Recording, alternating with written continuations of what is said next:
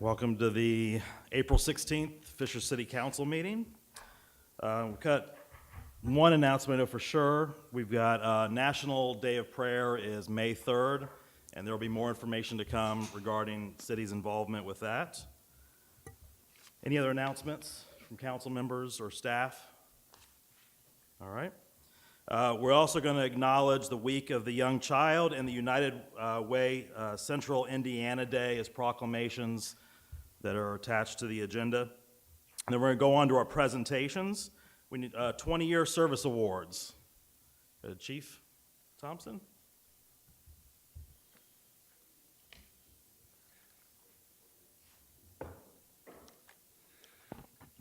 You guys can just hang there while I talk about you. Thank you. I appreciate it. Keep turning. You got to can kinda spin the whole turn time. angle. There you go. Yeah. There you go. There. Okay. Keep going. So, we'll get to you in a minute. Here you get the classic Tony David and Brad Myers. These two are a couple clowns, but we're very happy to call them ours. Brad and Tony have been with our agency for 20 years, and with the respect it deserves, this is Sergeant Brad Myers and Officer Tony David. Brad is joined tonight by his wife, Jonna, and his two daughters, Mallory and Morgan. And Brad came to us from IU Police Department, and an IU guy went through their academy, came to us, and really set a high standard. What I remember about Brad when he first came on is that he had high aspirations of going to the federal law enforcement. And we're really glad that he chose to stay with Fishers because he's had a great career. He was a founding member of our emergency response team, and he's still on the emergency response team. How many years now, Brad? 16 years of doing that, which is not an easy task. He's taken on a leadership role there. He's been a DARE officer. He's been a detective. And then since 2011, he's been a sergeant on day shift. And then Tony is also joined by his wife tonight, Shelly. And his twin sons, Joel and Anthony, are here. And then Nathan and Rylan is here as well. Tony came to us from IPS Schools Police, but Tony grew up in Carmel and had always aspired to be a police officer as well. When he hired on, his background was everything from Noblesville to working in a jail for a while. He did everything he could to get onto a police department, and we're glad we were able to get him.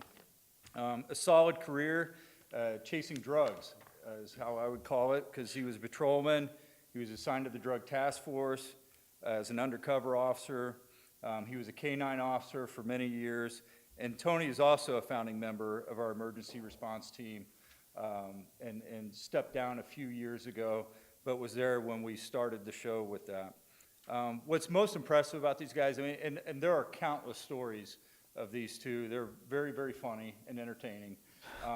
And they stand out more than anything, though, as really, really strong family members. And with their family and their kids and the representation that they bring to our agency, not just as a police officer, but in the community, has been outstanding. And I am very thankful for your 20 years of service and 20 more to go, right? Thank you, gentlemen. Thank you.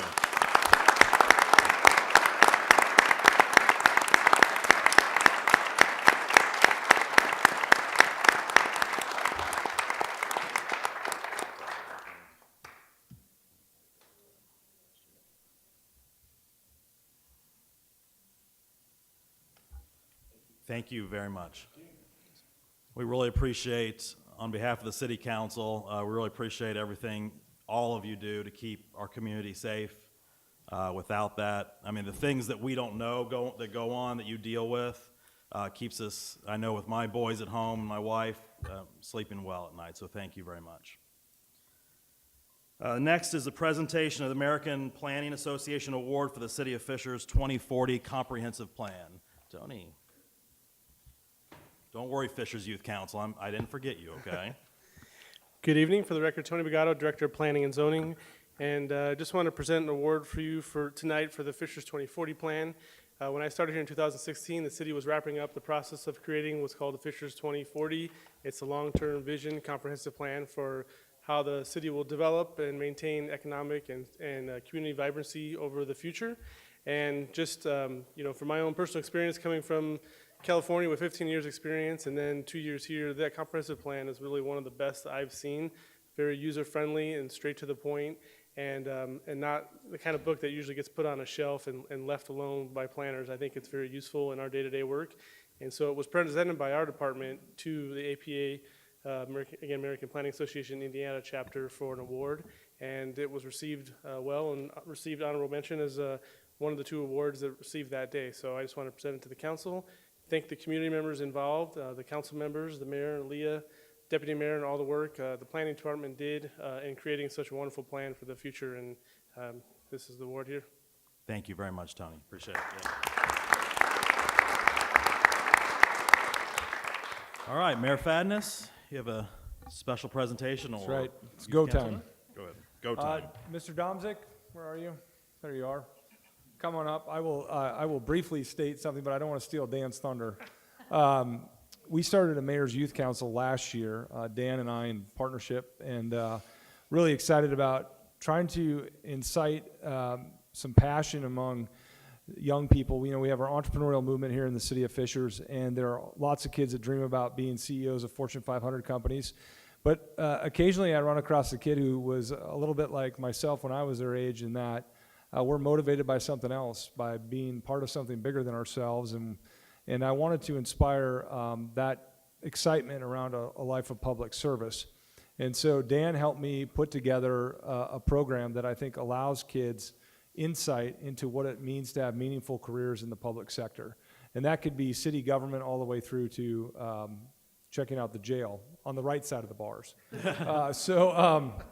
With that, I'm very excited tonight.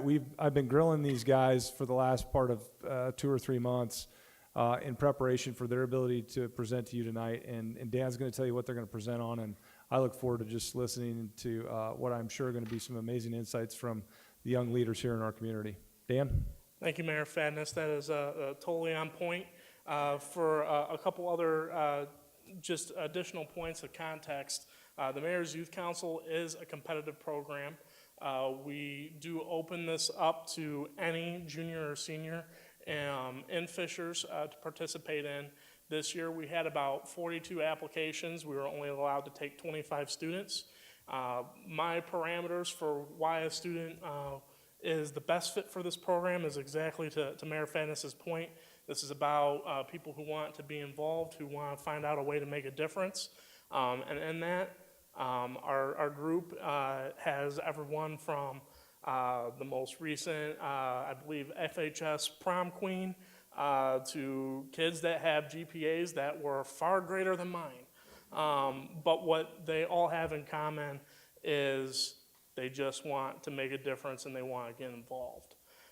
So tonight, they're going to dive into a handful of areas that they want to share their viewpoints on, some different policy ideas that they care about and that they've done research with, either within the community or with city staff, sometimes even leaving the boundaries of Fishers for some inspiration. So tonight, kind of in this order, we have a handful of policy subcommittees that are going to talk to you about education, entrepreneurship, crime, globalization, and mental health. I encourage City Council, our staff members, to go ahead after each individual presentation. I know we're limited on time, but to feel free to ask tough questions.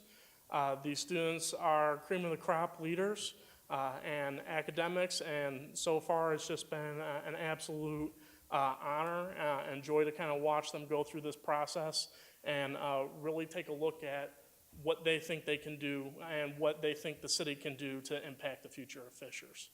To just make one clarifying point, the exercise that I put in front of them was to, around these policy platforms, and they actually had to come up with which policy platforms they thought were important to the long-term viability of our city.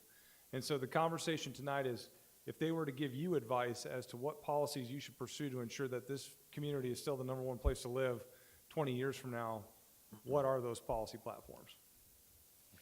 This conversation has started in, I believe, September, at the very beginning of the academic year, and this is the apex. So with that, I'd like to go ahead and bring our first group up, and that is the education.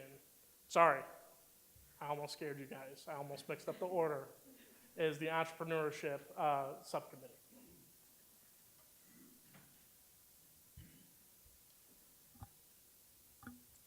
Hi, my name is Lucy Cruz. And I'm Riley Huffman. Our focus in the Future of Fishers policy plan is entrepreneurship and community involvement. We partnered with entrepreneurs such as John McDonald from Clear Object, John Weschler from Launch Fishers, and Brandon Cloud from HSC Schools to get a better understanding of the importance of entrepreneurship and its presence in our community. Why is this focus important? It's important to focus on entrepreneurship and community involvement with young adults and students because they are the future of Fishers. Students are not aware of the opportunities that lie here in our community, and they think they need to migrate somewhere else in order to achieve their goals. We want to change that stigma by opening students' eyes to the endless amount of opportunities and introduce them to the resources that they have at hand. And for those that are not currently students, we want to bring a research lab to this community because we believe that education is a lifelong venture. In order to target the younger generation to stay in Fishers, entrepreneurship is an important topic to focus on. Making internships and opportunities more well-known and available is key to helping our future generations stay. So the internship quiz or questionnaire that we mentioned is not a long-term plan. It's a short-term plan for a long-term foundation. The purpose of this internship Match.com style quiz will help kids find more and better suited internships. We met with Brandon Cloud, who is a part of the student success team. This administration works at both high schools to help find better fitted internships for high school students. He stressed the importance of finding the best suited internships for people and mentioned his desire to find a better way to match these people. Bringing a research lab into Fishers will also help inspire entrepreneurial startups in the area and draw creative and innovative minds to further create a unique culture in this community. Research labs, similar to think tanks, work towards technological innovations and education of its members, but also have a trickle-down effect to help the entire community. In our research and interviews early on in the year, we've noticed that students are ignorant to the fact that there are more opportunities in Fishers than it may at first seem. And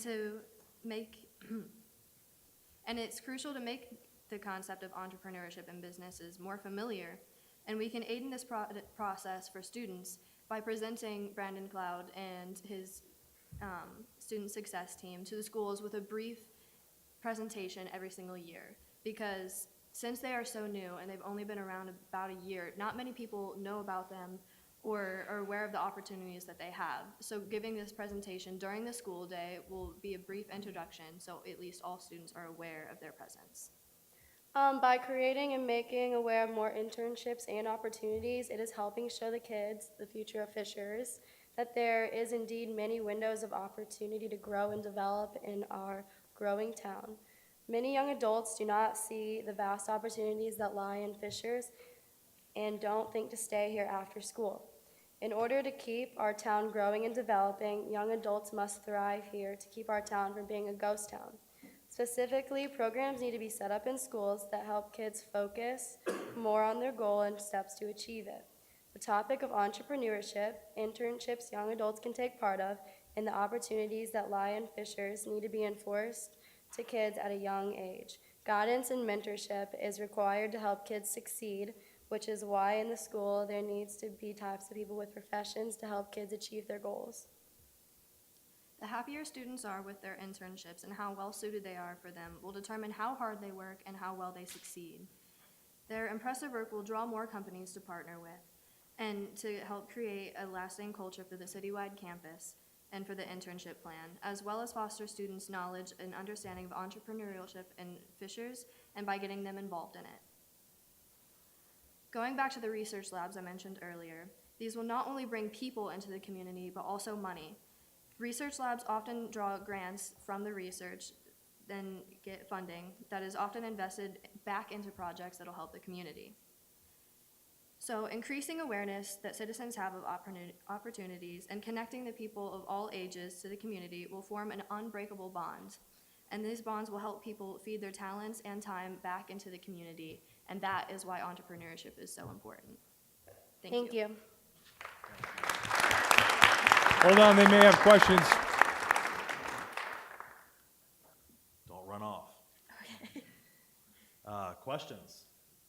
Sure, Comments from I have some council? questions. Great job, ladies. Thank you very much. As an entrepreneur in here in Fishers myself, you talked about this research lab. Do you have a vision of what that first project might be? The research labs can really be whatever we want them to. And I know with Launch Fishers and their new IoT lab, it could be similar to that, but it could be anything. The possibilities are endless. Yeah. Thank you.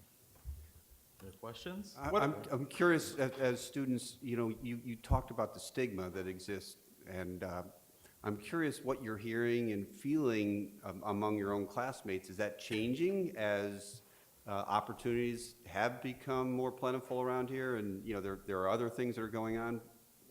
Yeah, definitely. So I've noticed this throughout like my high school career. A lot of my friends, as they were younger, were saying, oh, as soon as I'm done with high school, like I'm going to college, like across the country or in a different country, and I just want to get out of here. But then last year, as we started looking into colleges and we started looking into the community, and especially this year, people have realized that there's a lot more opportunities than they realize, and how good the schools are around here and things like that. And 90% of my friends have decided to stay nearby, and I think the more we get those opportunities out and people know, especially at a younger age, that the more they'll stay. I agree with what Riley said. Kids don't really realize how many opportunities that lie here. And I think that the more that we recognize entrepreneurs that are here in Fishers, the more we can look up to them and realize that it is possible for us to start a business and be as successful here in Fishers. What would you two like to do in your future based on your research? That's a really good question. I'm not sure. I'm still a junior, so I have a little bit of time to think about that. Yeah, For office. Maybe. yeah, I'm going to IU next year for environmental science, actually, and the amount of opportunities I've seen, even with the, man, I'm forgetting the term for it now, but the plant lab. Wastewater treatment plant lab? Yeah. Yeah, just all of that stuff. I'm realizing how much there is here and how I can take what I'm learning at IU and come back and really make something here. So you got to give these ladies credit. They picked the one subject matter that's the hardest to pronounce, entrepreneurship. So great job, ladies.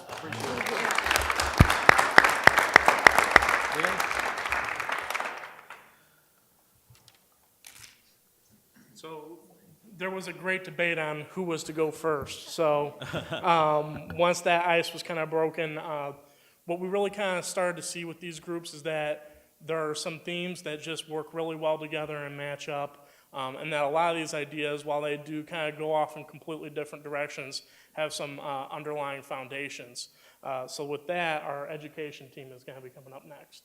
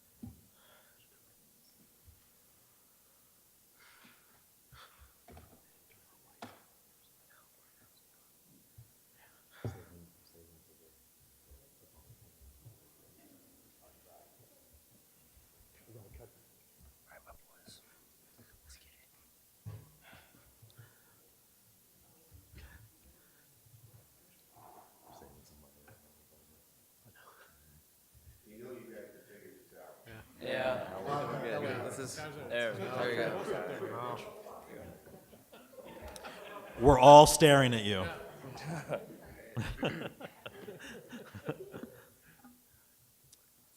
Good evening. My name is Rahel Thanawala, My name is Matt Meyer. And my name is Lucas Ball.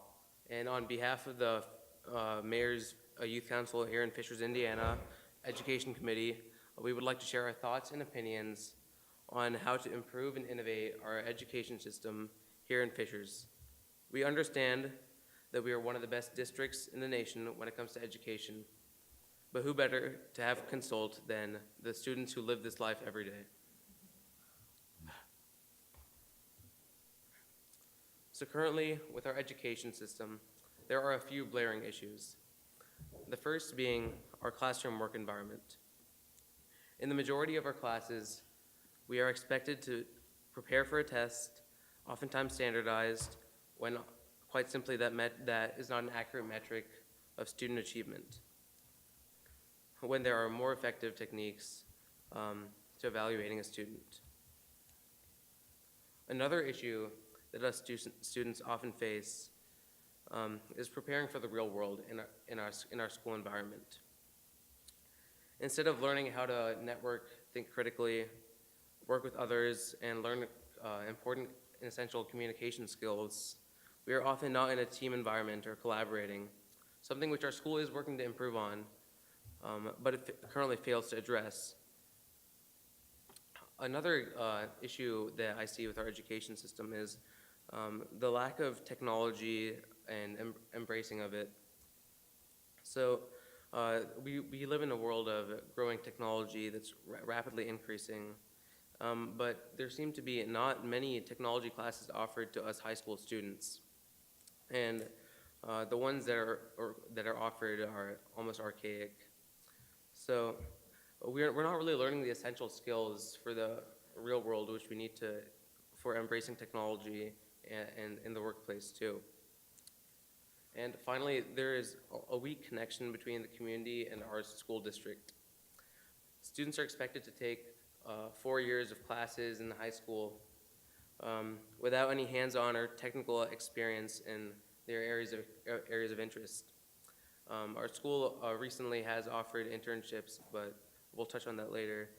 But we're just simply not finding enough opportunities for our students to get their real-life hands-on experience in finding these internships. There are several problems in today's classroom environment we would like to address. Okay. The first problem is the learning style of students. Most of the things we learn are based on memorization of the material and the ability to recall it on test day. There is not enough skill-based learning and problem solving. Another problem is the teaching style of some teachers. There is currently an excessive amount of lecturing and note-taking, and there is not enough input from students. Also in the classroom, there is limited collaboration. The lack of collaboration may be a reason for the poor communication skills among our generation. Finally, our school does a great job of preparing students for college. This is great, however, there is not enough real-world preparation. Our students are not learning the necessary skills to be successful in today's society. To fix the issues I addressed, we need to create a better classroom environment for our students. We want an interactive and collaborative environment where students can work together and problem solve. This would not only teach the class material, but it would also teach valuable life skills. We want less memorization-based learning and more learning and applying of skills. We want less lecturing from teachers and more student input. We also would like to adopt the 7-20-10 learning model. This means that 10% of learning comes from lecturing from the teachers, 20% comes from somebody showing and working through the problem with you, and 70%, the majority of the time, is spent by you actually doing the work, overcoming problems, and working through it yourself. We believe that is the best way to learn. Just by changing the teaching and learning styles at our schools, we can also teach life skills such as communication, critical thinking, problem solving, and teamwork. Finally, our school system cares too much about test scores. We do understand that our school is ranked by ISTEP and our standardized test scores. But why should we care? We should care more about producing the best students and not the best test scores.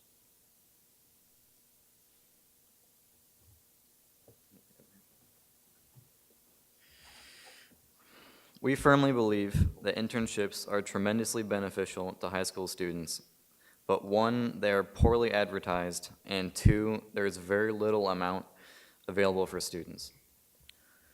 Internships are important because they put students in an engaging environment, help students find and develop their own skill sets, help students develop independence, which also builds maturity, help students learn real-world applicable skills, and help students learn how to interact socially in a workplace environment, which is extremely important.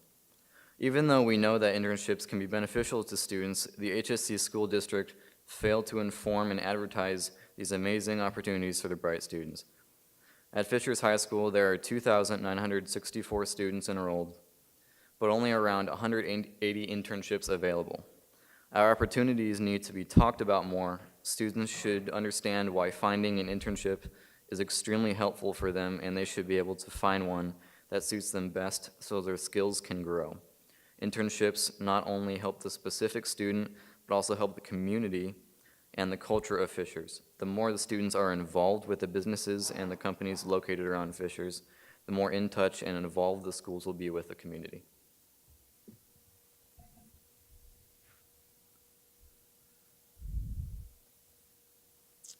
So let me ask you a question. Across all industries, what do you think 50% of the top paying jobs include? Anyone? Any guesses? Technology? Technology, exactly. Do I get a gold star? Yes. Okay, thank you. So they all require technology experience in one way or another. And all jobs in the computing and information technology fields are expected to grow by 13% by the year 2026. So that means almost 550,000 jobs are going to be added to our US markets. So what's the problem? Why aren't we preparing our students for technology-based skills if there's a clear demand? Well, firstly, the number of classes offered at HSC schools is limited, and because technology-related classes aren't offered until later in high school, students aren't really exposed to the right opportunities to introduce themselves and familiarize themselves with education. They really don't have a clue whether they like technology or not because they simply haven't been exposed to it, and this can be a problem, especially since there's a high demand for technology jobs. So, to be honest, technology is our future, and if we don't embrace it, our students are going to fall flat on their faces in the next 10 years as they enter the workforce, especially in this age of technology. Therefore, it's simply essential for the students, for the success of our students, that a computer education class for at least 2 semesters be a requirement to graduate from Hamilton Southeastern schools. If some students don't enjoy the class, that's perfectly fine, but it's about getting our students engaged in something that will be beneficial to them and essential to them in the upcoming years. If they don't like the class, that's fine, but at least they learned the skills that at least they learned the skills adequately, which they're going to use in the future. Secondly, it's imperative that we equip all students in K-12 education with the basic technology education starting at a young age. We don't start learning mathematics in high school, do we? No. We start learning in kindergarten, probably even earlier. So why is it any different for computer science technology education? An approach like this would also get kids interested at a young age and in probably the quickest growing industry. But as I'm sure all of you know, without teachers, this isn't going to get anywhere. So it's imperative that we have more computer education teachers in all grades, K through 12, who would serve as mentors for our youth and allow for a richer learning environment and diversity. So you might all think that we're all negative and don't see the bright side, but look, we want the best for our schools, and these are the objectives which we want to accomplish. Firstly, We want our students to be equipped with technology skills. We have spoken to students, parents, and teachers who are mostly all in support of this initiative. I really firmly believe that we can address this need in our schools by deeming computer education and K-12 education as a core subject. Secondly, the classroom environment needs to change. We have to teach our students what they will use in the real world by shifting to a teaching and learning model that values collaboration and instead of memorization and working alone. And lastly, we believe that the school and community need to enhance their connection with each other, which would in turn give us students a chance to enrich our education by getting hands-on experience in careers which we care about through internships and other opportunities. At the end of the day, we're privileged to live in Fishers and go to Hamilton Southeastern schools. But there are things that could be improved, and we want to make our schools the best they can be to prepare us for success and future generations. Thank you.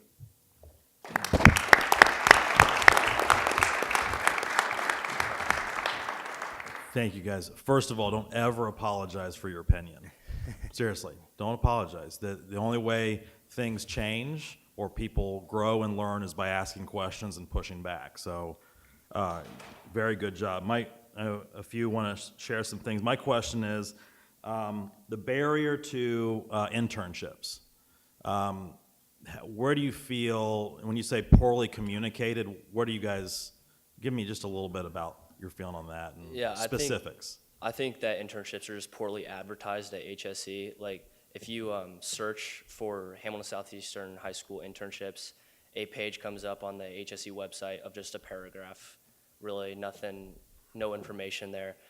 We would propose creating a separate website linked to the HSE schools website that shows all the different opportunities, everything about the different opportunities and contact information that we can get a hold of. Because right now there's really just no way where we can see all the different opportunities that are available for us. Okay.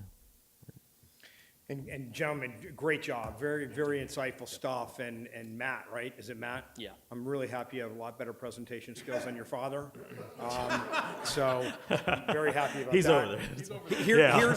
Here's my question, as a father and a taxpayer, okay, who has a junior at HSE and a daughter who went through the entire school HSE system from kindergarten all the way up through graduation, how are we gonna judge you guys? How are we gonna judge if we wanna put money towards the schools if you guys don't like standardized tests, you don't like memorization, you don't like all the measures that you're gonna do? How are we gonna measure you in order to fund it, right? Because that's really what it's gonna come down to. If you're gonna convince somebody that this is a plan you're gonna have to take, in my opinion, you've got a bunch of people, and I'm using that word very generously, down at the legislature who are very hard to move sometimes, right, in terms of things. And it all comes down to funding, and to us taxpayers, right, that I'm putting my child in the care of the HSE school system, and you're telling me there's a lot of those things that you guys are doing there which don't work, okay? So how am I gonna know if they're doing a good job? Yeah, we're just, our goal here is just less emphasis on the test scores like you mentioned. We just want to make sure, because right now I feel like our schools are preparing us to get the good SAT score, the good grades and everything, which is great, definitely beneficial because that's how our school is ranked and everything like that. But we just want to also make sure that we're getting the necessary skills that will benefit us later in life also. There's really no way to measure that. That's the problem with that. But just a little less emphasis on the test scores and a little more emphasis on the life skills. Well, I think these guys did a great job answering some questions, and I also want to mention that, oh, we got one more? Okay. All right. I got a Yeah. question David's got a here. question. All right, okay. We got several questions, Mayor. All right, here we go. I do want to point out Dr. Alan Borf is in the audience tonight as school superintendent. He's so, taking notes back He's taking there. notes back. I have a question here regarding your technology. You say that the technology is needed more in the classrooms. Most of the students have cell phones. Most of them have iPads that they're using. But what I'm hearing from parents is that teachers are not allowed to tell students they can't surf the internet and play their video games with the technology that they're having within the classrooms. How do we balance having the technology there for educational purposes without it being a distraction? So it's actually unfortunate that our generation uses technology the most, but we don't know why it works or how to utilize it. It's like you could compare it to driving a car but not knowing how it works, right? So our emphasis isn't more so on how you can get our students to be more on task, but we would like to address that by project-based learning and having group projects instead of simple standardized testing. But we think that if we educate our students on technology, such as computer science skills, informatics skills, and just basic, like how to use a computer, really, it will be beneficial to them in the future, because I'm sure I see all of you with computers out, and if our students aren't adequately skilled in technology, they won't be able to be successful in the real world. But to answer your question, how can we ensure that students are working with their technology? Well, that all comes with independence, and I think there's a heavy burden set by the schools that if you don't do well on a test, or if you're failing all your classes, you'll get a detention, there will be negative punishments. But I think that negative reinforcement really isn't going to work out here, and you should give students more opportunities to express themselves rather than just testing them on arbitrary skills. With your philosophy of teaching being done in a different way and not being negative about the existing teachers today, do you feel you would be better taught, let's say an entrepreneurial class should be taught by an entrepreneur instead of an education teacher? So I've seen a lot of my teachers actually develop an innovative learning style. Many of them have shifted from what I know in the past, a lecture-based class to project-based learning, experiential learning type of class. And yes, it's true that if we had an entrepreneur in our classroom, he would know a lot about teaching, but, I mean, he would know a lot about entrepreneurship, but what does he know about teaching? So, yeah,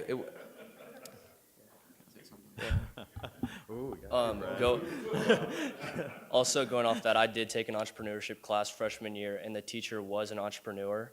So kind of two birds with one stone. He was a great guy, and it was really beneficial to have his mind in the room. And then also his teaching style was exactly aligned with what we would like to push, more independent studies and more we'd lead the class and less lecturing. And I think that was a great experience just to have that class. Yes, he did. Yeah. So I don't want to be genuinely rude here, but we do have a few more to go tonight. So if we could maybe move to the next one so that we're not keeping everybody waiting in suspense. But these guys did an amazing job. Great job, guys. Good job. 7 more to go, right? 7 more groups? Three. Oh, you're good. Yep, no problem. Coming up next here, a little bit of a departure. We're going to actually talking about crime just in the lens of the future of Fishers. So if our subcommittee could come on up.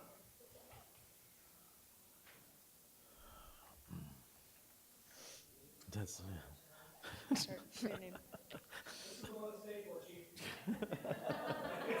oh, gosh. You got busted. Oh, way to go, Eric. All right, moving on. Yep. All right, so my name is Abby Vitale. And I'm Alexa Kays. And with Fishers being selected as one of the best places to live recently, Fishers also has a reputation of being a safe place to live. In order to uphold this reputation, we have a few suggestions that we'd like you to consider.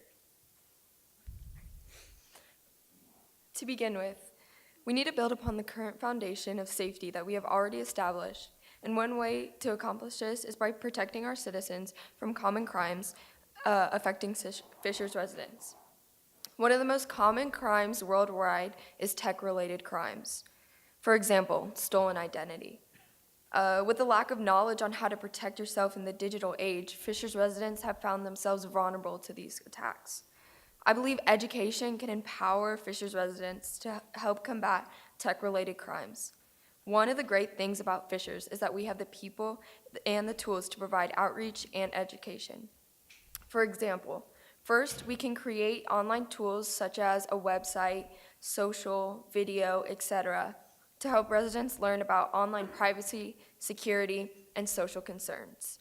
We can get the word out about these online tools that are available and gather feedback from the public through Fishers social accounts such as Twitter, Facebook, the newsletter we send out, email, and some digital advertising targeting Fishers residents. Then quarterly, we host a fun, engaging, and educational lunch and learn or TED Talk type sessions given by tech companies at our truly Launch Fishers. This not only helps educate people, but gives a personal touch to a complicated situation. Lastly, as a community, we need to help. Oh, I'm so sorry. The last part of educating the public is a mix between the people who commit the crimes and our local government coming together. As a part of rehabilitation for convicted criminals, they can do a series of blogs, videos, or in story form to educate people on the things to look out for in common crimes.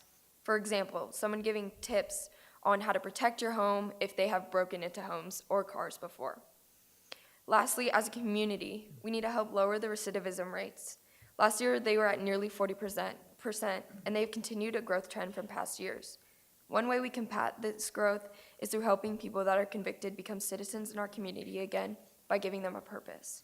Our mayor, Mayor Fadness, has created a progressive program called the RISE program to help people that are currently incarcerated work with the Public Works Department. One flaw in the system is that the workers are to find their own transportation, which results in them not showing up for work, not showing back up to jail, or relapsing on drugs and crime during the time. One way we can solve this is through shuttles, or school buses that are not being used during the day.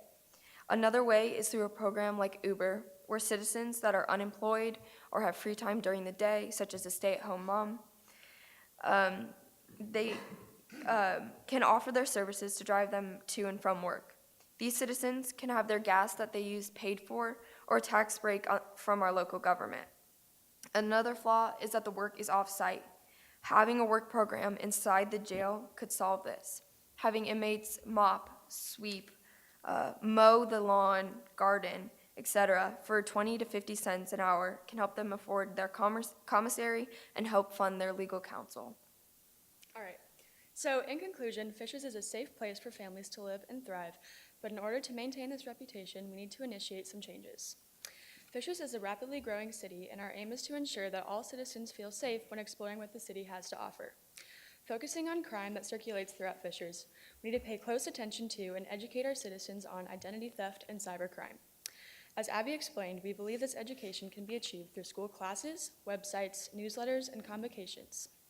We believe that education is one of the most powerful and efficient tactics that can be used to prevent most types of crime. In addition, Abby and I paid close attention to the recidivism rates that occur around us. Lowering these recidivism rates was a main focus for us in combating crime. And we believe that we can do this by issuing work options in local jails, by establishing a transportation system for the RISE program. Thank you, and we hope to maintain the safe community that Fishers currently is today.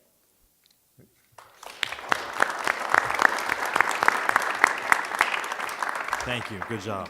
Any questions, comments? No questions. Perfect. Well, you answered everything. That's awesome. Thank Good you. job. Thank Thank you. you. Thank you.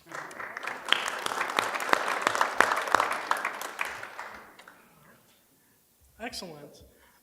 Second to last, and this is something that's a little bit further overreaching, we're going to talk about globalization. Oh, here we go.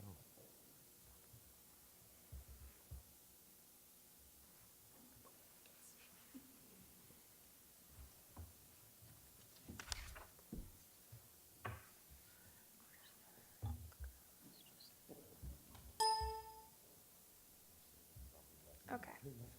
So you might be wondering what a global city is, or how it even applies to Fishers in our small and growing city.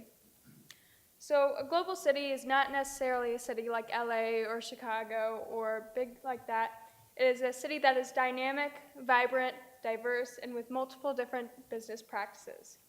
Every city should strive to be a global city. One issue that we have in Fishers is that in order to see the bigger picture, a city that sees the bigger picture is able to attract a diverse amount of people from different backgrounds, and a global issue tends to rally citizens and bind a community together. While Fishers has successful sustainability and revitalization programs, it's time to become a leader and an innovator to protect our Fishers environment for the future. Secondly, following RFRA, Indiana has experienced huge setbacks in terms of social equality as well as damage to our business sector. We lost the ability to attract a diverse population. By combating social inequality, we will see a rise in companies not only willing to settle down in Fishers, but wanting to. Fishers has ignored deep-rooted social issues such as social inequality and global warming.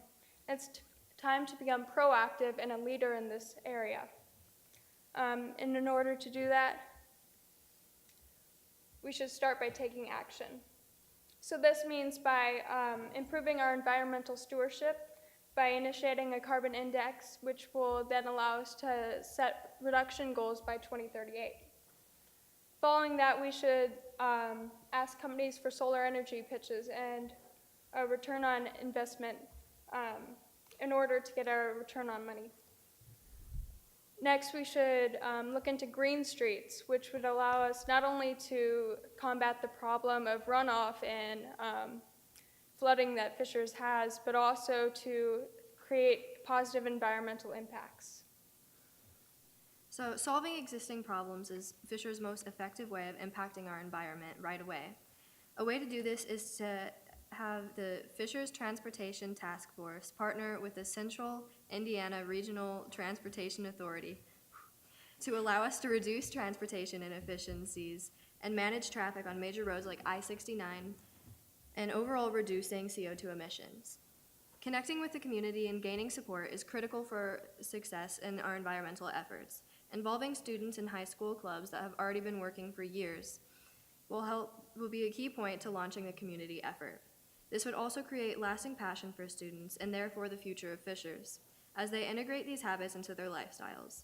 Environmental changes are lifestyle changes, and the younger we get people started, the more their habits will stick. Secondly, on the social issues. So Fishers is behind on social equality. Muncie, Whitestown, Hammond, Zionsville, and Columbus have already passed LGBTQ anti-discrimination ordinances. We, alongside with Gary, Indiana, are two of the largest cities that have yet to do so. I urge the council to consider passing an anti-discrimination ordinance in the future. It is also essential to involve the community in social change.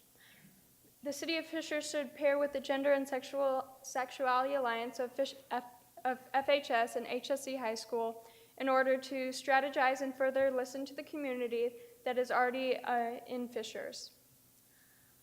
And Fishers should also adopt an intercultural integration approach as we grow as a community in order to fight discrimination and increase community vibrance. This approach outlines the characteristics of an accepting city, such as a body to represent minorities and cultural activities within the community. Lastly, combating social inequality as Fishers grows is extremely important. As such, the Land Use Task Force for Fishers should consider increasing socioeconomic housing options and focus efforts on building a diverse community for the future. I would like to thank you and encourage you to take action and make change in Fishers. Thank you very much.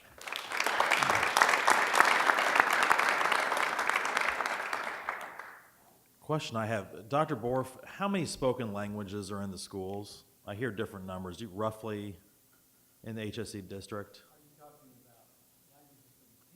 No, I'm talking about the population, the student population, native languages.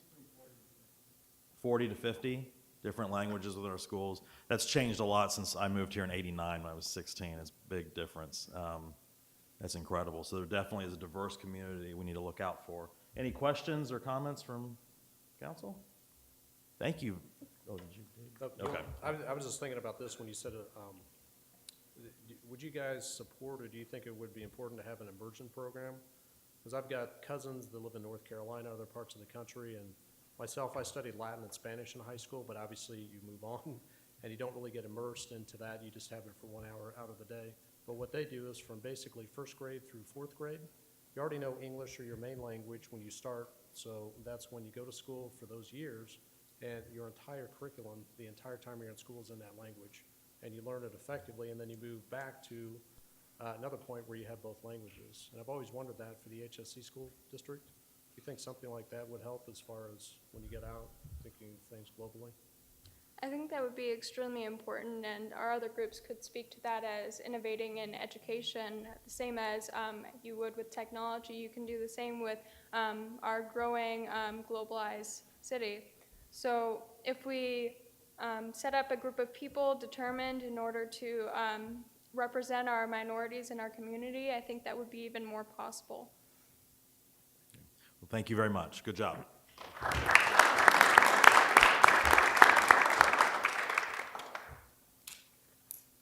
All right, last but not least, and this is either a blessing or a challenge, but our last Mayor's Youth Council participant, Claire Davis, handled the mental health topic. So didn't exactly have a whole bunch of experts on hand to grill throughout the entire year. That was a bad joke and some sarcasm, but we'll bring Claire on up. Hi, my name is Claire Davis. I'm a senior at Fishers High School. Hamilton Southeastern schools invest so much into their students. If they truly care about the future of their students, they will make mental health one of their top priorities. As a school district, we always strive to be high performing, but in order to maintain that high performance, we must focus on the importance of the students' mental health. I believe that if the school truly cares about the safety, well-being, and future of its students, then requiring mental health detection training for all teachers and faculty should become a priority. Teachers must be educated on what to do if a student suffering from a mental illness confides in them. They must also be trained with skills to possibly detect the signs of mental illness so they are able to assist a student in finding help before they're able to hurt themselves or somebody else. Now, I know you might be thinking, well, isn't this why we hire our guidance counselors? But in high school, for example, we see our guidance counselors for twice a semester for maybe 15 minutes. And what we have time to discuss in that session is scheduling, GPA, like did we get into college, are we applying, what scholarships are we getting? So there's no opportunity for us to talk about our home life or the stress of balancing school and extracurriculars and an after-school job, or even the stress of life after high school. So to many high schoolers, we see our counselors as just career counselors because we just don't have an opportunity for them to get to know us personally. And now I don't doubt the counselors want that opportunity to get to know us, but we have a pretty big school district. From what I understand, I know Fishers has, I think, 9 or maybe 12 guidance counselors that represent the students, and it's a student body of almost 3,000. So that's a lot of people for them to be concerned with. But on the other hand, these are the kinds of relationships that we're building with our teachers, who we see 5 times a week for almost an hour. They're the ones that know the students best. They know our work habits, how we interact with our peers, our greatest strengths and weaknesses. It is likely that students struggling with mental illness would first confide in a teacher before making a trip all the way down to the guidance office. But with teachers in this position, it is so incredibly valuable for them to receive mental health detection training. They need to know what to do with this information given to them if a student chooses to confide in them so that they can receive the proper help immediately. Now, I ask that the Hamilton Southeastern School District requires their teachers and faculty to receive mental health detection training every school year. I say every school year because we are constantly learning when it comes to how to treat people that are suffering with this illness. So it's important that these trainings stay up to date. Mental health training should be thought of as something that is just as valuable as CPR or first aid training would be to the teachers. If teachers are educated on mental health, they may be able to detect if a student is struggling and find them help before that student hurts themselves or someone else, like I said. The City of Fishers has been working so hard around the topic of mental health, but if we don't find additional resources and just ignore the needs of the students who are the future of the city, then that will begin to undo all the hard work. Thank you.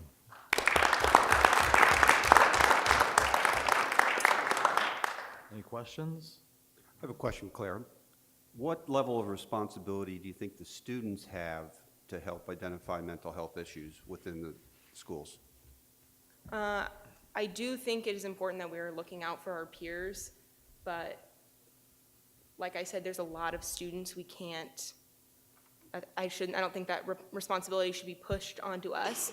Like, obviously if somebody in my friend group was suffering, I would know, because I'm involved with this group, I know about the mental health resources at our school, so I feel like I would feel comfortable in helping with that, but I would also feel more comfortable referring them to a teacher that I know has this training that could then see them through to getting to the guidance office so they don't go home without any help. And then also something that I didn't mention in my speech was that Fishers does have a full-time therapist, but it's not made very clear that we have that. I don't think it's very well advertised, so I don't trust that the student body knows that we have those resources. And if you look on the Hamilton Southeastern School website, and I did look on like an elementary school, a junior high, and a high school to make sure this was right all across the board, there's only a list of like a couple suicide hotlines under the guidance services that are offered, or it says if you feel like there's a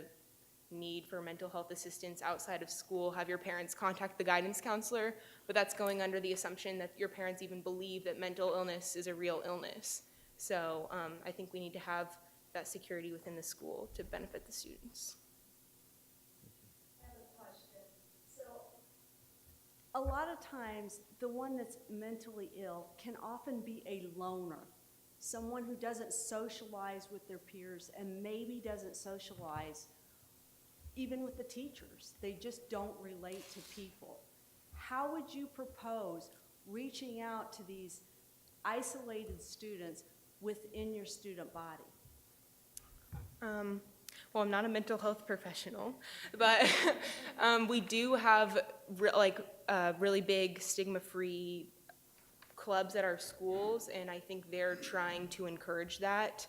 While they're getting people that do not suffer from mental illness, they're also trying to encourage people that do suffer from mental illness to be a part of this community. But with the idea that they're loners, I think like even the teachers kind of have an idea of who they are as a person, so I think that's why this detection training would be so valuable. Anything else? Good job. Thank you very much. Terrific. And on behalf of Fishers Parks, I just want to quickly, I know we've taken a lot of council's time this evening, but I just want to say thank you for listening to these students this evening. They worked a lot this year.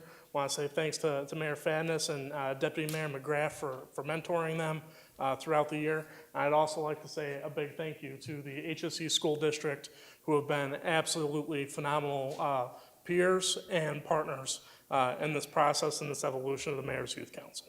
So Dan, if I could jump in, I mean, I think you guys absolutely killed it tonight. You did a great job. It's been a real privilege for Leah and I to work alongside all of you, and you spoke with passion and insight that is well beyond your years of experience.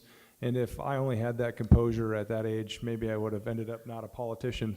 But in any regard, my commitment to all of you, having gone through the Mayor's Youth Council and come up here today and spoke like you did, if there's anything that I can do to open any doors for you guys in the future, whether that's internships, college, job applications, just getting to know people in the public policy world, myself and I know my team around me will be committed to making sure that you guys are as successful as possible, because we were just so impressed with your work. So thank you all for taking the time and the interest, and I am certain I'll see many of you around the public policy world shortly. So with that, please give them one more round of applause.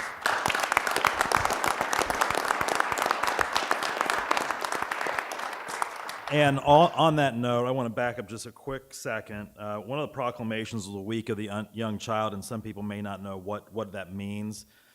Just for a brief moment, I think there's some in attendance that work with the young children. Would you stand, those that are here?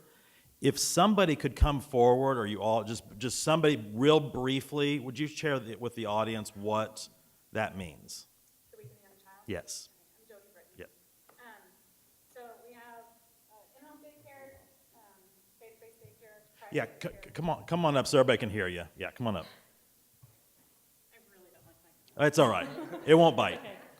We have in-home daycare, faith-based, private, emerging, and public. So we have all of our representatives here today, which is awesome.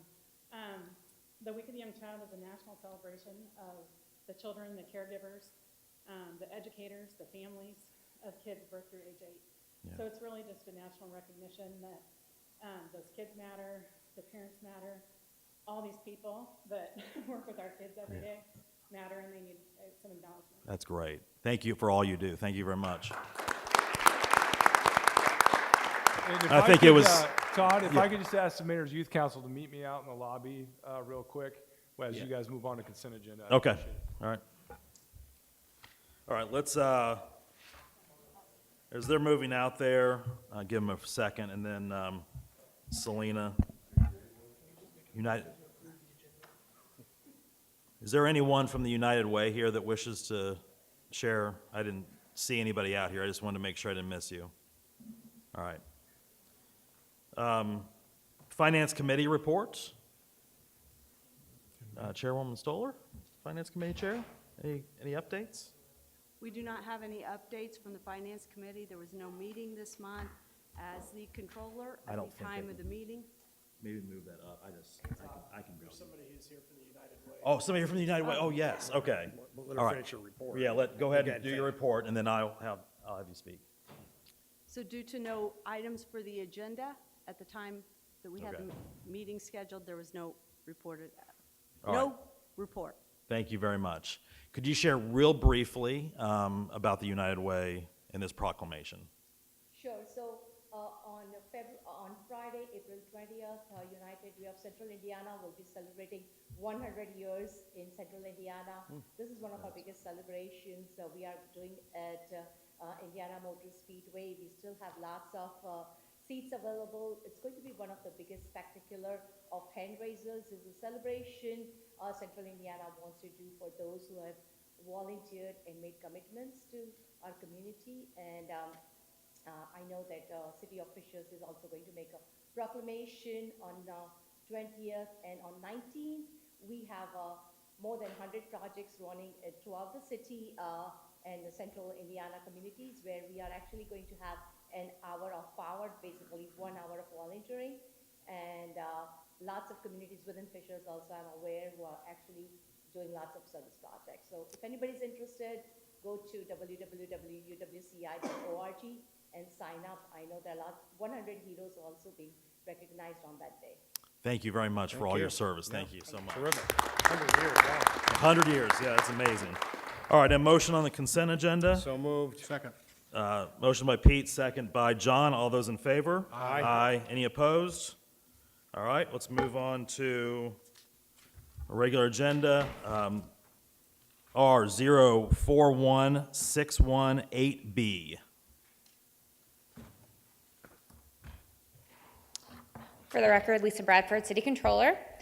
The item you have before you, this is simply the next step in the approval process for the financing of the new police station. So after the public hearing, we're asking council to approve the resolution approving the execution of the lease. And then this resolution also approves issuance by Town Hall Building Corporation of bonds for the police station project. All right, any questions or comments from council? I'm sorry. Sorry, we need a public hearing first. I'll open up for public input. Anyone wishing to speak, please step forward, state your name and address for the record. You'll have 3 minutes to provide input. No one wishes to step forward. We'll go ahead and close the public input session. Now, any questions or comments from council? Just a motion to approve. Just a quick question. Because this is the first time we've conducted a project this way, what are the parameters of whether it's inspection or whatnot before closing and assuming the lease? Yeah, so that's. Just refresh my memory real quick. Sure, so we're planning to be substantially complete with the police station in August of this year, and before that, we'll have a full punch-out list, just like any normal construction project, before we purchase the asset back pursuant to this agreement. Any other questions or comments from council? We have a motion? So moved. Motion by Pete, second by Eric. All those in favor? Aye. Any opposed? No? Motion passes. Thank you. Moving on to R041618C. Hello, for the record, Megan Baumgartner, Assistant Director of Economic Development. Tonight, I have a resolution for approving ThyssenKrupp's North America new research location here in Fishers. This is approving their statement of benefits that was brought before council in December, with 150 new jobs to Fishers, approximately $81,000 for their average salary. And this is also approving their the personal property tax abatement. So if you recall from December, it's been a few months. It's ThyssenKrupp Questa. They manufacture and market the high technology steering columns. It's really going to be an innovative part of autonomous vehicles moving forward. They're currently in Indianapolis and they're adding significant headcount and again relocating it to Fishers. So the city has offered them a 5-year 100% personal property tax abatement. It's approximately $635,000 that they anticipate in personal property purchases, mostly in manufacturing equipment and IT equipment. So roughly that'll come out with our current tax rate to about $29,000 in personal property abatement over the next 5 years total. Okay. Any questions or comments from council? How come we're giving them 5 years at 100% instead of the 100, 80, 60, 40, 20 that we normally do? It was front loading it. Since personal property depreciates so rapidly, it was easier and more effective for them to get that money front loaded. Because, yeah, with depreciation being 7 years, by the time it comes off, we're only collecting 2 years worth. At 25%, that's all that's left. The equipment after 5 years is depreciated to 75. Sure. Why are we being so generous? It's a $10 billion company. It's not like they need help. It was an extra incentive for them to be able to make that final decision to come to Fishers. And then we're giving them $50,000 on top of the 5-year 100%. Why are we giving them $50,000? So that was to help with their relocation and capital expenses, since this lab that they're building here in Fishers is pretty expensive. So is this what we're gonna start a precedent, that any company wants to come here, we'll give you cash and give you a Well, abatement? my recollection, I'd love to maybe place an emphasis on the salary level that was involved with this company, because it was substantial, and I think that. 81,000. Yeah, is that what it was? Yeah. 81,000. Okay, I knew it was approaching $100,000, and that was a big driver 81. when I know this was originally being considered. Yes, And filling vacant space. exactly. And filling vacant space. Right. Yeah, it says number additional, 150, 81,000. I'm gonna make a motion to approve. Motion by Pete, second by Eric. All those in favor? Aye. Any opposed? Nay. All right, Brad with one. All right, motion passes. Thank you. All right, moving on to resolution R041618E.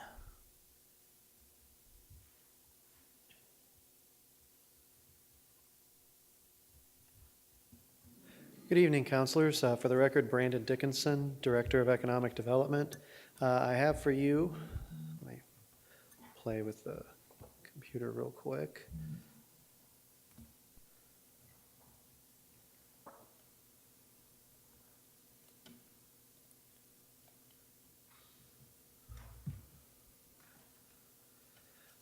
the economic development / project agreement for Flexware Innovation, known as AMP Northwest LLC. This project is part of the RFP the city put out for the properties north of the amphitheater that the city currently owns and serves as a dirt parking lot for a lot of our amphitheater events. And so the city put out an RFP requesting proposals, and after a lot of due diligence, the city landed on a couple of project winners, the first of which will roll out tonight. That's Flexware. The project deals are pretty basic, but a little information about Flexware. Flexware Innovation is basically an engineering firm currently located here in Fishers. They focus on assisting manufacturers to operate efficiently with real-time business intelligence and automation solutions.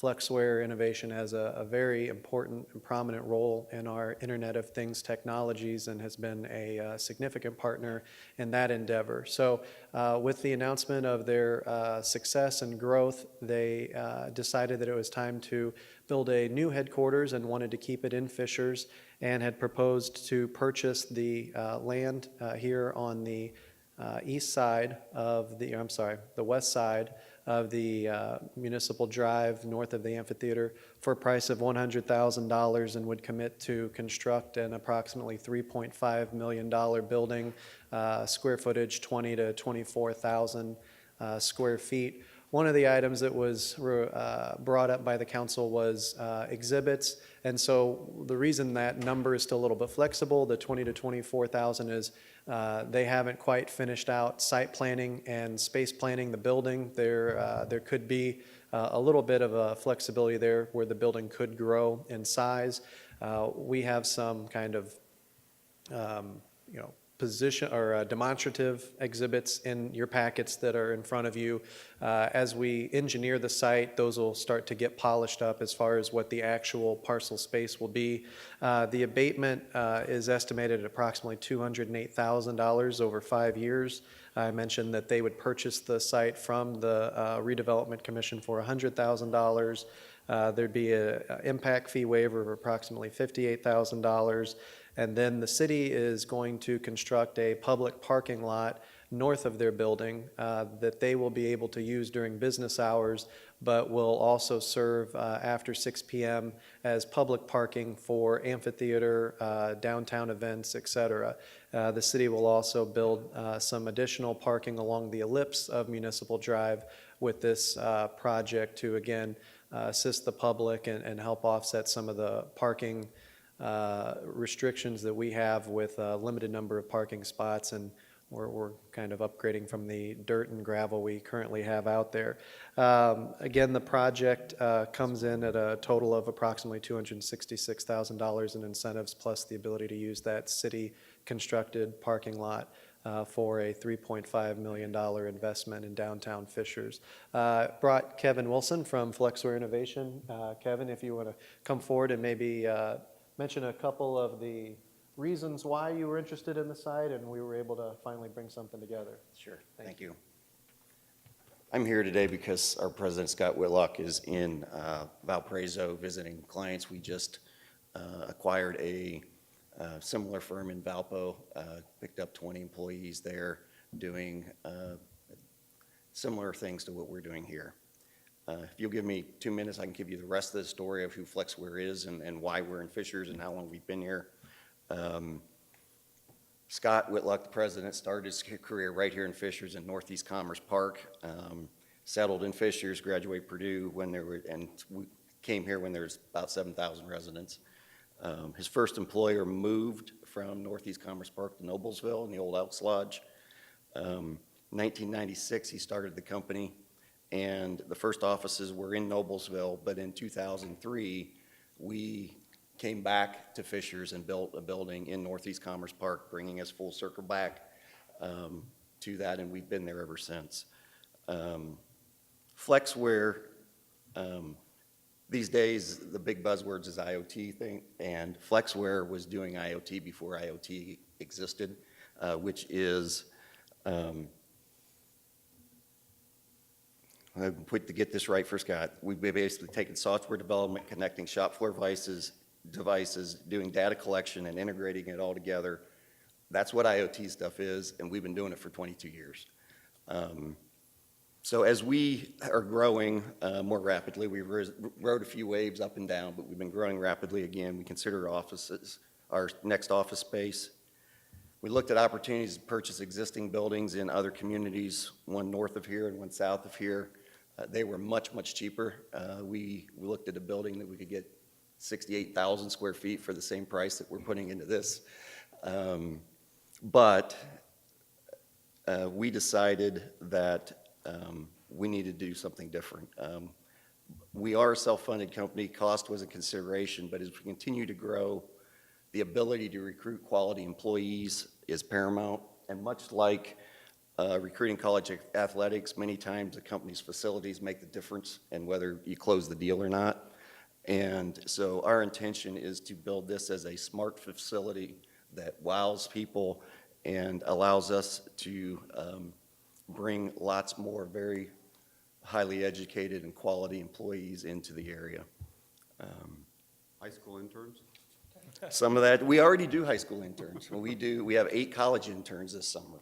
So we are trying to reach back as much as we could. We do maybe 1 or 2 high school interns a year. But we are already fully integrated into the town of Fishers. We do interviews at the Well, business lunches at FDR. We've got a platinum card at Top Golf,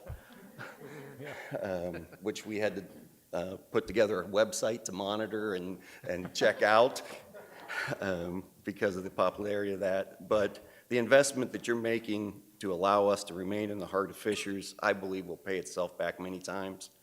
Our employees are well paid, and our employees and shareholders have already been and will continue to invest their earnings in Fishers, purchasing homes, investing in commercial property, supporting local schools, churches, not-for-profits. And the bottom line would be an honor for us to locate our headquarters in the heart of the Nickel Plate District and overlooking the amphitheater. Any questions? Any questions? We are planning a third floor deck and rooftop thing where we will be able to look over the city of Fishers. We've talked about, can we even get the sound system piped into there? But we're planning on using that extensively. You just have to be on good behavior because there could be 7,000 people looking at you. I understand that. Any other questions or comments?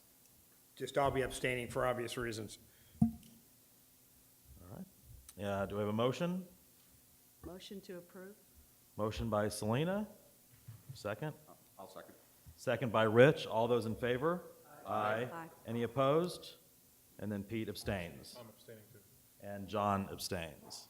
All right. Thank you very much. Thank you guys very much.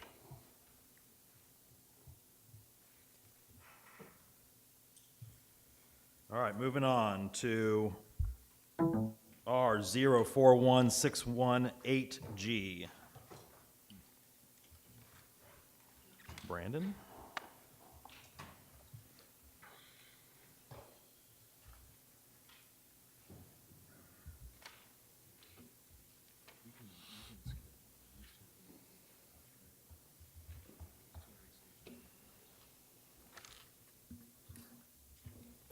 Hi, good evening. For the record, my name is Kevin Stotts. I'm the Assistant Director in the Planning and Zoning Department. The next item before you is a request to allow a coffee shop land use in the yard at Fishers District. As many of you are aware, the yard PUD ordinance requires that any drive-up windows, drive-through services, exterior menu boards, and speakers shall be reviewed by the City Council for approval. Thompson Thrift is here tonight to request just that, a drive-through coffee shop use located in the P1 building. So if you could kind of follow the mouse here, building P1 is to the northwest corner of the yard development. If we zoom in a little bit here, you'll see that the proposed Copper Moon Coffee shop will be on the eastern portion of the P1 building. with the drive-through located on the south and east side. The planning department, along with the engineering department, did request a stacking exhibit, which you see here. They were able to show that they can queue 29 cars in the line before it would possibly cause conflict onto the city's 116th Street right-of-way, and then 16 cars could be queued before a potential conflict on IKEA Way. I would point out that the prominent access, the main access, would be from 116th Street, so we anticipate, I should say, the engineering department anticipates that being the more used entrance. I did pass out before the meeting the engineering department, Jeff Hill's memo on this request. In short, he stated that he's reviewed the drive-through request and the ability to stack on-site cars, and feels comfortable with the request as presented. With that, I'll turn it over to Eric with Thompson Thrift to kind of go over the details of the actual user. Yeah, that's good. All right, well, thank you. Yeah, I'm Eric Wojak with Thompson Thrift. We're excited to introduce briefly tonight Copper Moon Coffee.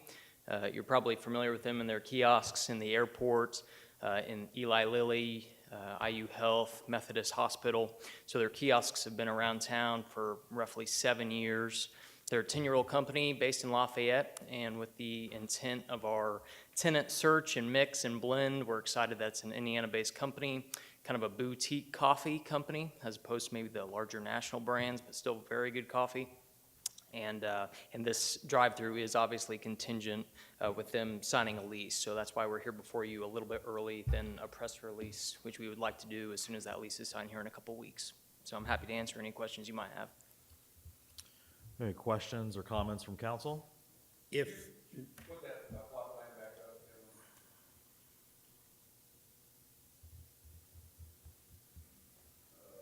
I don't have a green light. You're stacking 1, 4, 5, 6, 7 before you get the people trying to come in your car. And you're really only able to stack 7 without a conflict being started. Correct, sir, yes. 7 in the actual drive-through lane. 2 or 3 years ago, I think maybe even before I came on council, I thought, and Mayor, to your request, that 116th Street, since you were reconstructing it, no drive-through would go along 116th Street. I know we made the one exception for Patillo, but I thought we were all in agreement that no drive-through was going to go along. Yeah, so I think one point of clarification there, you guys actually passed this ordinance, this city council passed the zoning for this project that would allow for a drive-through, but it would come before this council for consideration of approval. So although in general I would agree that I'm not supportive of drive-throughs along 116th Street, when this development was contemplated and the zoning went through this legislative body, you guys allowed for the opportunity for them to come and petition to have a drive-through in this project. yeah, it's another bite at the apple, is what we said. The question I have is if this body grants the use of a drive-through lane for Copper Moon Coffee, if they don't sign the lease, does that drive-through go away? I believe our ordinance reads that it is user-specific, and that's why we had to wait until we were at a point where we could Yeah, I just want announce. to make sure that if this body grants it, and I'm probably inclined to let it grant for the coffee store, okay, but I don't want to let that vest automatically in if that does not come to fruition. And we're fine agreeing, making that clear. Pete, your approval too, just to be clear, is tied to the specific use, the coffee shop at this specific location. More of a clarification purposes. So the coffee shop would take whatever's organized, the east portion of that building, Yes, sir. correct? So the west portion that would be leased, my concern is, as cars wrap, what kind of impact that has on leasing that space out to a location that, a desirable. So the west half of that building, we're also at lease with another tenant, which we're not able to name, and we've made it clear that a coffee company with a drive-through will be their tenant, co-tenant, and we've explained and even showed this very exhibit with them, and So they're perfectly They're fine very with, aware, yes. with stacking potentially against some of the parking right there? Mhm. Okay. Any other questions or comments? Just kind of, the Starbucks that's up in, near Brick Falls, is a problem every day. And the police should be up there every day, but they aren't. So we have the street blocked off, the parking blocked off, and there's over 20 cars. If you can only stack 7 there, that's not gonna work. It's just not gonna work, that's my opinion. Yeah, there's double stacked up there now, Brad, at that Starbucks. Did you see that? No, they're doing it now. They've got a median, they cut in a median there, so they're double stacking. Yeah, I was there this morning, and what I noticed, and you're right, because I've been there at times where you're going all the way down the street to the gas station, along with people trying to get in and out. They've double stacked it now, and I think I made it through there this morning in less than a minute. Yeah, literally, they've got 2 lanes coming in there, they're double stacked and gonna come in, so. Just out of curiosity, is that confined to a certain time of the day, probably morning, I would imagine? It's rush, for Yeah, sure. rush. So in the morning, the co-tenant of this building, it will work kind of, term we use, counter-cyclical, that the tenant on the west does not serve breakfast, or it's not their main thing. They may be open, I'm uncertain of that, but it's certainly not a breakfast opportunity. So lunch and dinner will be that tenant's main aim. And so hopefully the rush hour of the morning will not have as severe an impact on that tenant. Yeah, I'm concerned, I mean, I'm not gonna stand in the way of it. I am a little concerned with that wraparound there for that other tenant, but, you know, you guys know better than I do about it, so. Any other questions or comments? So just clarification, so if the drive-through does not get approved, then is it contingent, is the lease contingent upon the drive-through? Yes. It is, okay. Does this, so for those of you that work around that area, I mean, is this something that's needed for those people on that side of, working on that side of the street? I would love to see actually a drive-through coffee shop on the other side of the street, so for people going west, because there's nothing on the west side or on the north side of Going to 116th, Workside. I'm sorry, you know, so. The well is there with no drive-through. Starbucks is down on 116th in Allisonville, because I do take that, because I go past those ones that are on the left as I'm traveling westbound, because I'm looking for the one on the right. I go all the way down the right. I mean, you make a good point. I'm not saying. Does this change, I just have another question, does this change the scope of the project in terms of it being a walkable area? That's the only thing, because I thought when it was first presented to us, that it was more to be a walkable area where people would park and walk and.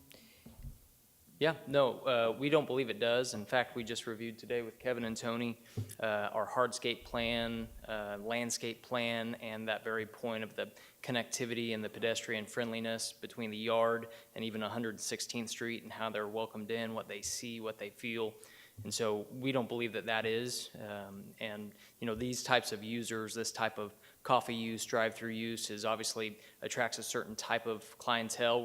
We consider it very fortunate we were able to get Copper Moon Coffee, kind of being a boutique coffee, to be able to support and facilitate this location at this rent. And so we're excited for that use. And so to us, it seems very appropriate that would be on the outer part of the project with the pedestrian connectivity there for, you know, if someone wants to park, have a coffee, walk across the lot, down Main Street into the yard and sit for a while or visit another shop, hopefully. We feel that it's been adequately thought through and planned to accommodate that pedestrian walkway. Do you have any outdoor seating options at the building itself? There is a Mostly patio parking on the a west little side for that tenant. So that'll serve both? Well, we also have a very small patio that would be connected if they so choose to set a table out there, but they've made it clear a patio isn't critical for them. Okay.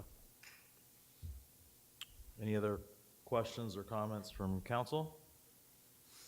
I have a motion. I'll make a motion to approve. Motion by Pete, second by Eric. All those in favor? Aye. Aye.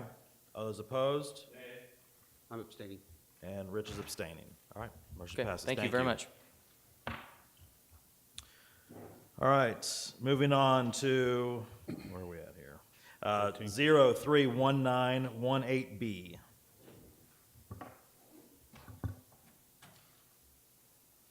Good evening. For the record, my name is Megan Schaefer. I'm with the Planning and Zoning Department. The item before you is the request to approve an annexation of 6 lots located at 113th in Florida, which is the location of the new agri-park. So this would be third reading, and staff does recommend approval. If there's no questions, I'm going to make a motion to approve because it's third reading. We've heard this a couple times already, so motion to approve. Second. Motion by Pete, second by John. All those in favor? Aye. Aye. Any opposed? All right, motion passes. Thanks, Megan. Thank you. All right, moving on, 04161B. Again, for the record, my name is Megan Schaefer with the Planning and Zoning Department. This next item is for an annexation of 1 lot, generally located west of Florida Road, just south of Southeastern Parkway. This annexation is a part of a PUD text amendment that you guys will see next month. And this is for first and second reading and a public hearing. All right, so I'll open it up for public comment. Any of those wishing to speak, step forward, state your name and address for the record. You'll have 3 minutes to speak.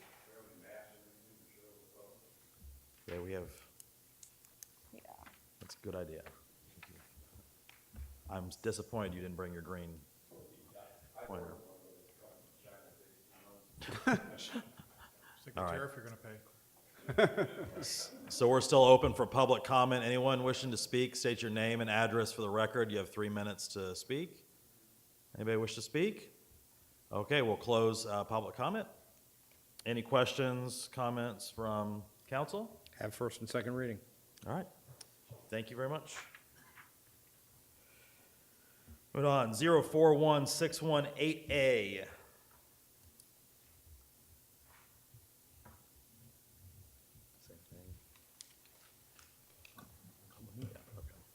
Good evening. For the record, Taylor Navarre with the Planning and Zoning Department.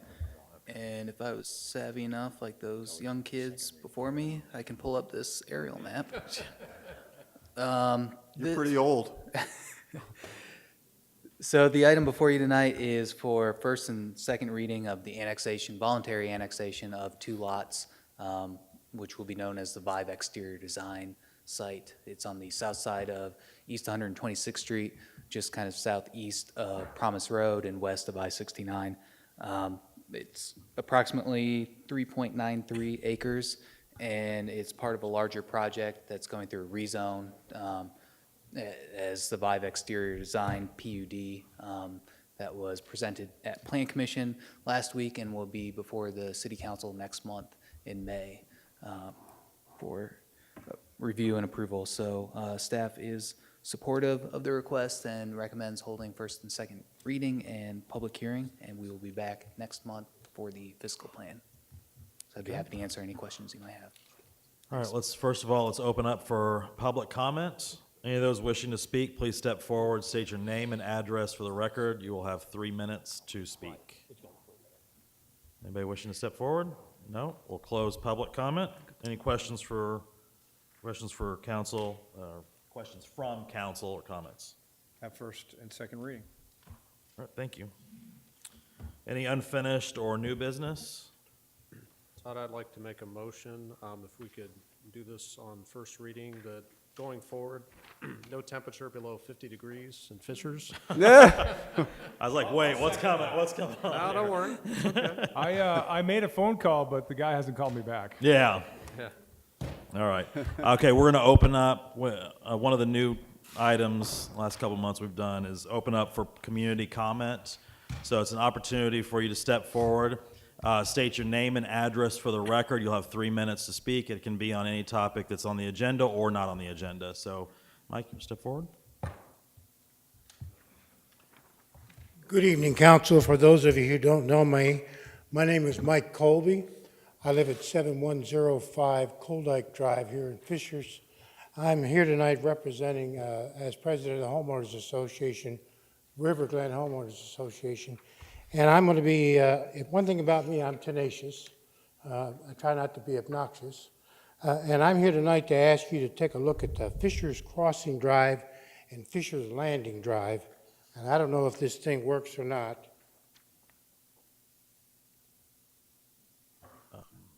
Doesn't? There you go. There you go. There you go. To familiarize you with what I'm talking about the private road that runs from River Glen Drive, mostly north-south, kind of curves around in front of Kroger's and then exits out on 116th by the Starbucks, which incidentally has a drive-through that is backed up terribly, but that's another story. And the second area is Fisher's Landing, and that's the area that's on the south side of 116th Street, mostly runs north-south. It runs by the Goodyear, down behind CVS. There's a couple of roads that run behind the paint shop, and then it runs, curves around out by what is now, it used to be Crystal Flash, it's now used car lot. I know you've seen this before. I've been on the town council. It's been brought up then. But the condition of those two roads are terrible, and they're getting worse. I drove it today, and there are, outside the McDonald's, as you exit the parking lot, there's a pothole that's about 2 feet wide and about 6 inches deep, and that's one of the worst I've seen out there. There are others that are not quite as bad. On the other side of the street, on Fisher's Landing, it appears to me that part of the road is sinking. I'm not an engineer, but the way it looks like it's been a trench that was built there for some road work, and now it's starting to sink. Those roads, I went to the courthouse, there are plats that have been filed back in 1990 and 1988 on both those things. And there's a covenant, and the covenant states that first off, they're considered private drives, and that they would be owned and maintained by the declarant or an association of owners of the blocks in this edition to which the declarant may convey such public streets. Now, in February of 1997, a dedication of right-of-way was recorded at the Hamilton County Recorder's Office. I have the instrument number for that. I won't waste my time to give you that. And the land, the plat was dedicated and conveyed to the town of Fishers All right, Mike, thank you. for public use. That's 3 minutes. Thank you very much. All right? Can we just get to a summary of what you'd Yeah, like just a to? quick In summary, summary. I'd like for you to take a look at those covenants to see if, one, you can hold the landowners accountable for taking care of those roads, since the city has assumed no responsibility because they don't have any documentation to support that they accepted those roads.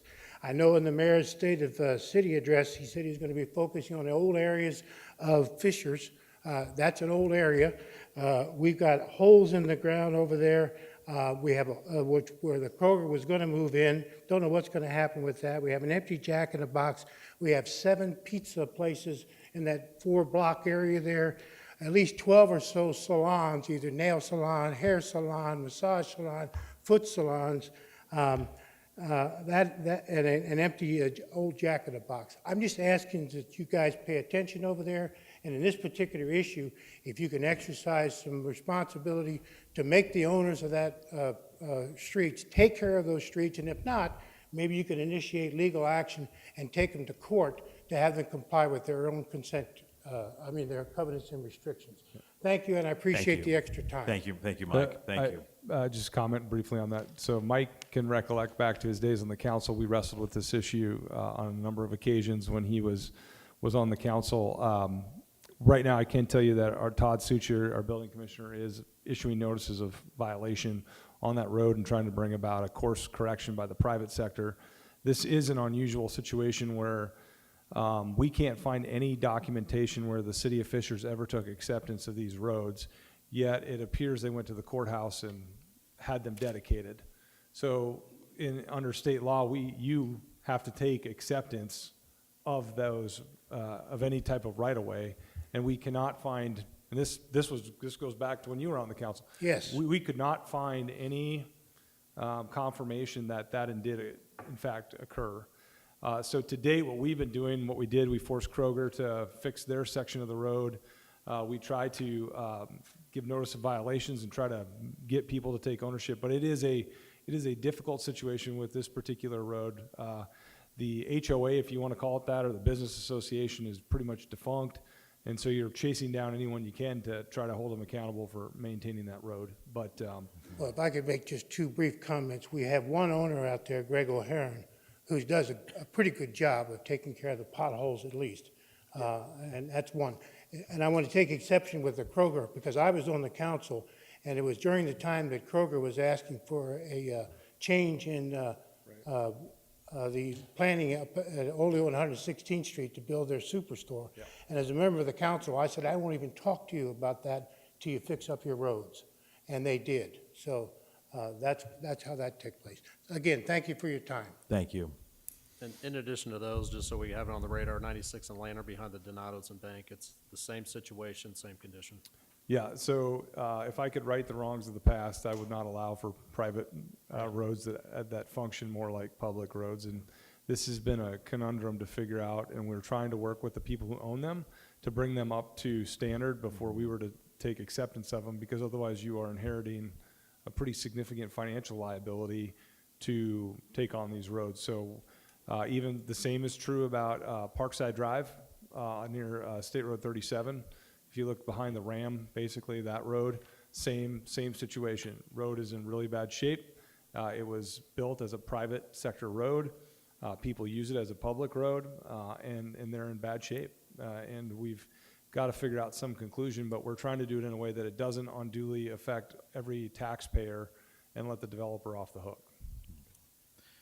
Still open for public comment. Anyone wishing to speak, step forward, state your name and address for the record. You have a 3-minute time limit. Thank you. Eric Spencer, 11703 Holland Drive, Fishers. Mine's just a general comment about 116 Towns and the proposal for the development there. Our property sits on the west side, and we're just expressing our concern with the lack of clarity and plan and design for the property line. There hasn't been any conversations with the developer from any of the neighbors, regarding what fencing will be put in place, what's going to be done with the tree line currently there.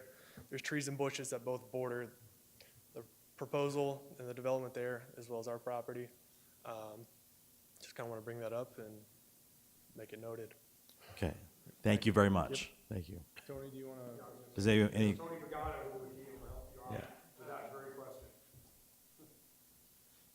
Yeah, I mean, I can follow up with them directly. I get a contact. And we had the public hearing, didn't hear any feedback from the public during the plat, and the plat was approved. The rest of the townhomes will have to go through the code compliance, and I know there's buffer yard requirements.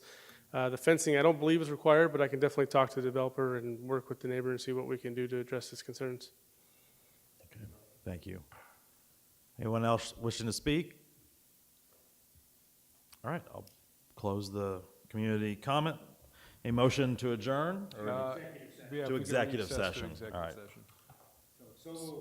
Motion by Pete, second by Celine. All those in favor? Aye.